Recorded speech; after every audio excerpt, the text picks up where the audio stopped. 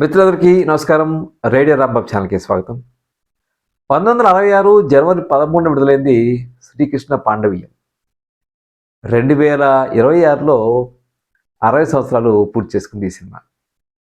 నిజానికి ఈ సినిమా మనం చూస్తే 1965లో పాండవ వనవాసం వచ్చింది, 63లో నర్తనశాల వచ్చింది, 66లో శ్రీకృష్ణ పాండవీయం వచ్చింది.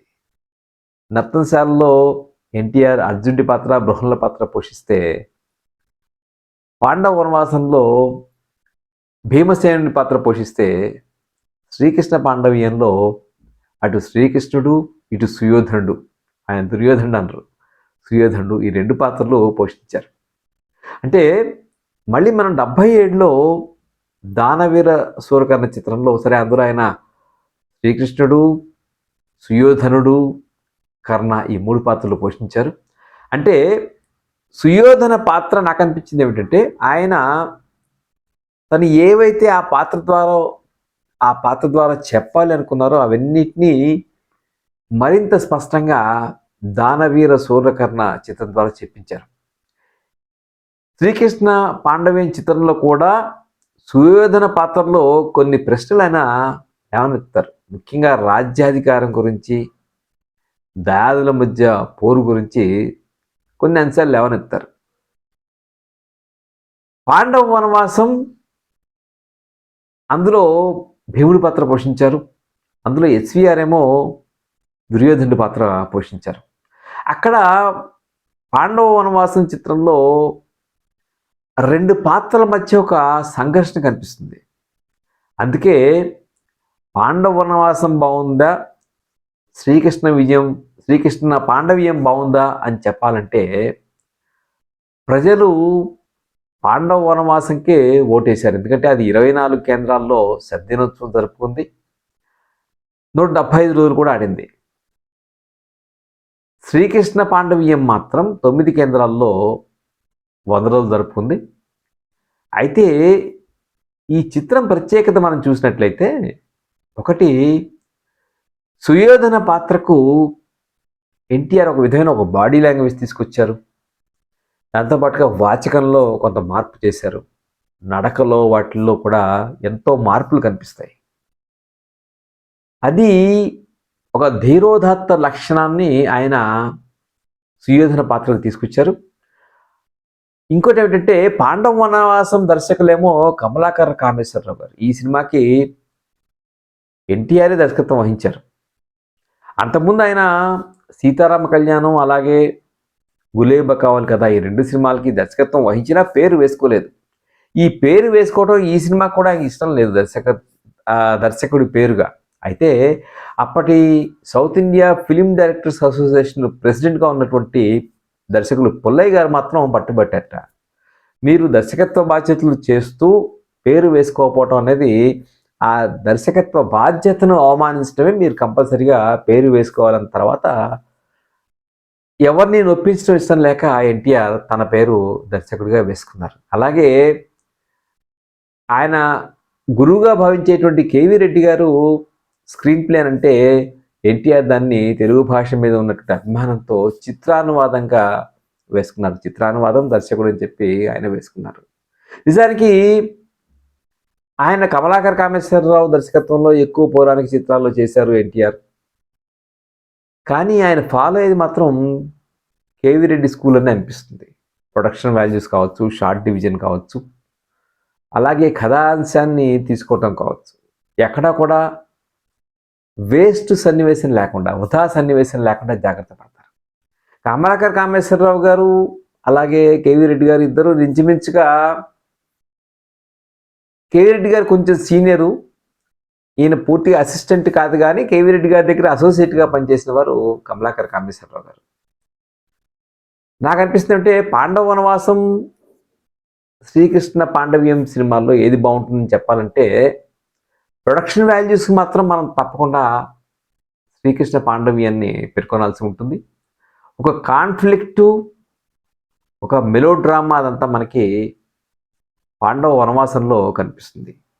ఇక సంగీత పరంగా మనం చూస్తే శ్రీకృష్ణ పాండవీయం సినిమాకి టీవీ రాజు, ఎన్టీఆర్ గారి సన్నిహితులు, ఆయన చాలా సినిమాలకు ఆయనే సంగీత బాధ్యతలు నిర్వహించారు. ఆయన ఈ సినిమాకి చేశారు. అక్కడ ఘంటసాల చేశారు. పాండవ వనవాసంలో ముఖ్యంగా మనకు గుర్తుండేటువంటి పాట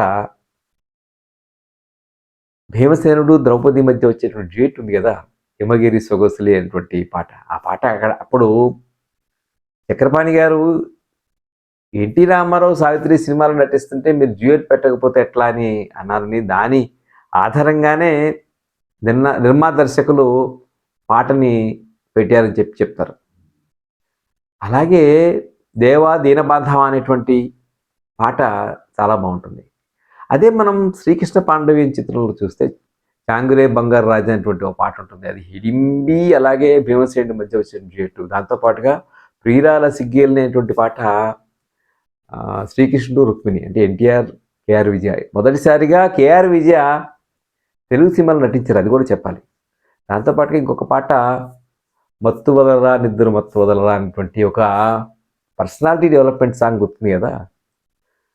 మత్తులను పడితే గమ్మత్తుగా చిత్తవదిలేటువంటి పాట కొసరాజు గారు అద్భుతంగా రాసిన పాట. ఆ పాట చాలా బాగుంటుంది. బలి బలి బలి నా బండి అనేటువంటి పాట మరొక పాట ఉంది. అది భీమసేనుడు బకాసురుడికి ఆ అన్నం బండిని తీసుకెళ్తున్నప్పుడు వచ్చేటువంటి పాట. పాండవ వనవాసంలో పద్యాలు ఇంకా బాగున్నాయి అనిపించింది నాకు. ధారణ రాజ్య సంపదలు అనేటువంటి పాట, అటు దుర్యోధనుడు భీమసేనుడు పోటాపోటీగా పద్యాల ద్వారా తమ భావాల్ని ఎక్స్ప్రెస్ చేయటం అనేటువంటిది పాండవ వనవాసంలో చాలా బాగా కనిపిస్తుంది. శ్రీకృష్ణ పాండవీయంలో కూడా ఉన్నాయి కానీ ఆ మేర లేవు. కానీ శ్రీకృష్ణ పాండవీయంలో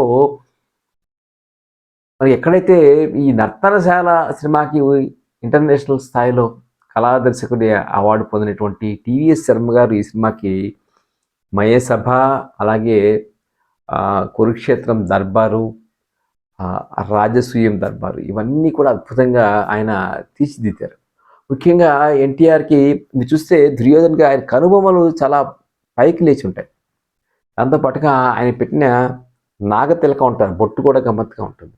ఆయన పక్కనే ఒక లయన్ అంటే ఒక సింహం పక్కన ఉన్నట్టుగా సింహాసనం మీద కూర్చుని ఉంటారు. అలాగే ఆయన నడక తీరు సరే ఆయన డిజైన్ చేసుకుని ఉండొచ్చు. ఈ సెట్ ప్రాపర్టీస్లో మాత్రం చాలా తేడాలు మనకు కనిపిస్తాయి. ముఖ్యంగా చివరి సీన్లో శ్రీకృష్ణుడును శిశుపాలుడు ఈ దర్బార్లో ఉన్నప్పుడు శిశుపాలుడు కృష్ణుడి మీద కొన్ని ఆరోపణలు చేస్తుంటే ఆయన 100 తప్పులు లెక్క పెడతాడు. లెక్క పెట్టిన తర్వాత సరే శిరచ్ఛేదనం జరుగుతుంది చక్రంతో చేసినప్పుడు ఆ తర్వాత వచ్చేటువంటి ఒక విశ్వదర్శనం ఉంటుంది. ఆ విశ్వదర్శనం చాలా పురుష సూక్తం వస్తుంది. పురుష సూక్తం మీద విశ్వదర్శనం జరుగుతుంది. అదొక అద్భుతమైన సీను.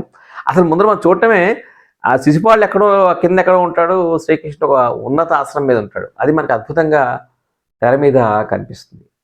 సో ఇట్లా ముఖ్యంగా దానికి కారణం కూడా ఇంకోటి ఏంటంటే, ఒకటి టీవీఎస్ శర్మ గారి అద్భుతమైనటువంటి సెట్స్తో పాటుగా రవికాంత్ నగాయిచ్ ఫోటోగ్రఫీ కూడా శ్రీకృష్ణ పాండవ్యంకి చాలా ప్లస్ అయింది.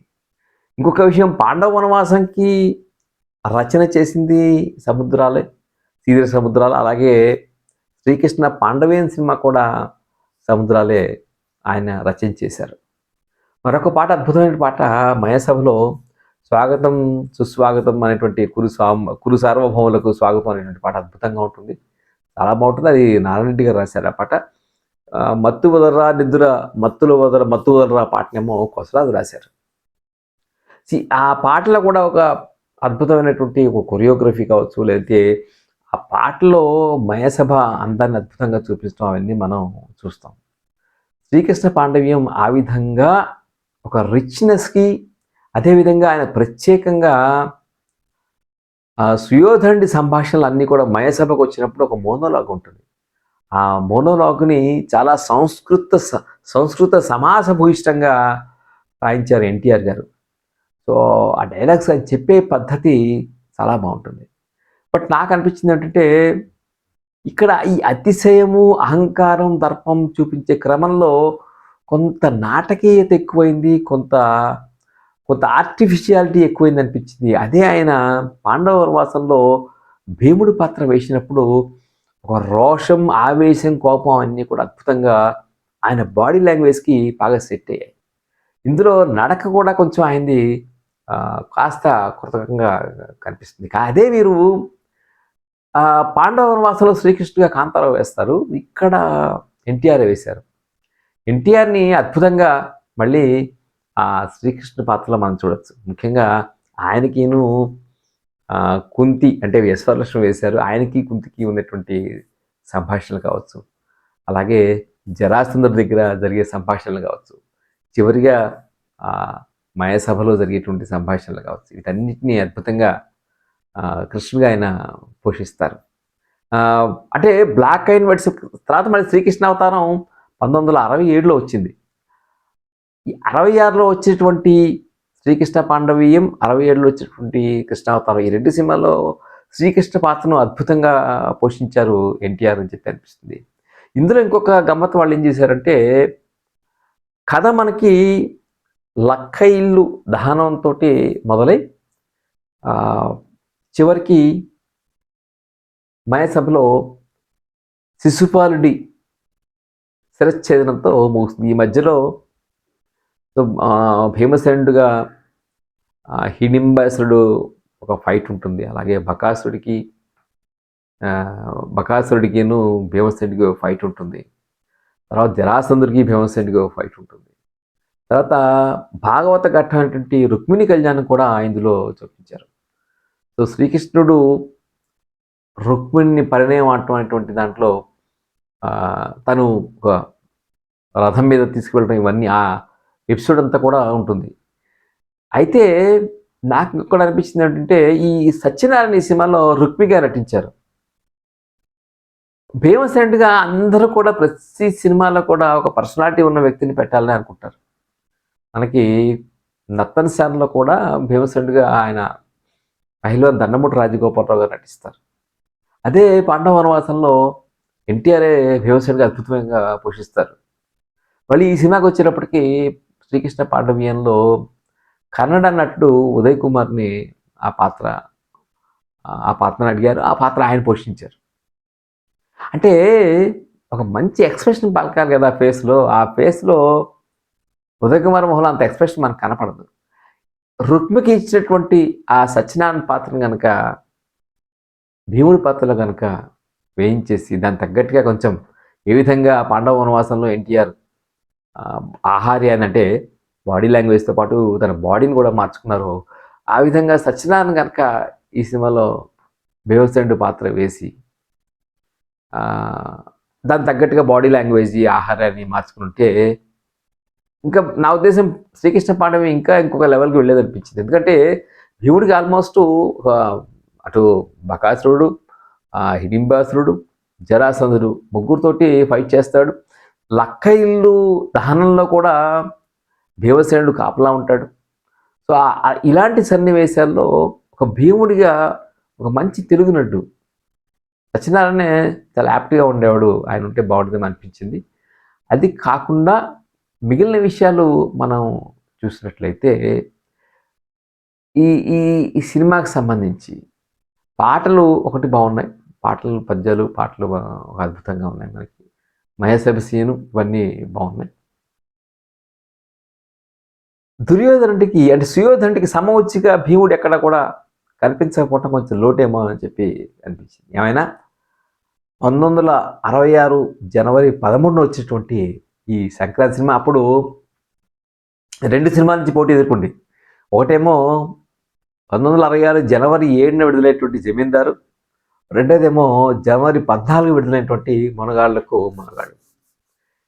ఈ చిత్రం ఏమిటంటే ఈ 3 సినిమాలు కూడా హిట్ అయ్యాయి. 3 సినిమాల్లో శ్రీకృష్ణ పాండవ్యం పెద్ద హిట్ అయింది అని చెప్పుకోవచ్చు.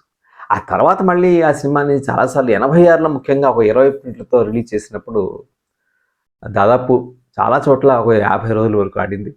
మళ్ళీ 97లో అప్పుడు కొమ్మినేని శేషగిరిరావు గారు ఆయన రైట్స్ తీసుకుని మళ్ళీ కలర్ పోస్టర్స్ డిజైన్ చేయించారు. ఆయన కలర్ పోస్టర్స్ డిజైన్ చేయించి మళ్ళీ రిలీజ్ చేసినప్పుడు కూడా షిఫ్ట్స్లో 10-11 వారాలు నడిచింది. అలా దాదాపుగా విడుదలైన తర్వాత 5-6 సార్లు రీ రిలీజ్ అయినప్పుడల్లా బ్రహ్మాండంగా నడిచేటువంటి సినిమాగా శ్రీకృష్ణ పాండవ్యం గుర్తుండిపోతుంది. ఇది నాకెందుకో శ్రీకృష్ణ పాండవ్యం సినిమా చూసినప్పుడు ఒకసారి పాండవ వనవాసం సినిమాని కూడా గుర్తు చేసుకుని ఈ రెండు సినిమాలు కంపేర్ చేస్తే ఎలా ఉంటుంది అని చెప్పి అనిపించింది.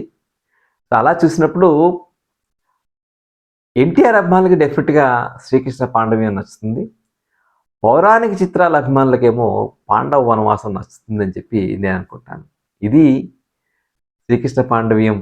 కరెక్ట్గా 65 సంక్రాంతికి పాండవ వనవాసం, 66 సంక్రాంతికి శ్రీకృష్ణ పాండవ్యం రావటం ఆశ్చర్యంగా అనిపించిన రెండు కూడా ఒకటి ఆది సభా పర్వాలు మనకి శ్రీకృష్ణ పాండవ్యం చూపిస్తే అరణ్య పర్వనేమో పాండవ వనవాసం చూపించింది. అంటే దర్శకత్వం శైలిలో మనకి కమలాకర్ కామేశ్వరరావు గారికి అలాగే ఎన్టీఆర్కి ఉన్న తేడా ఈ రెండు సినిమాల్లో మనకి కనిపిస్తుంది.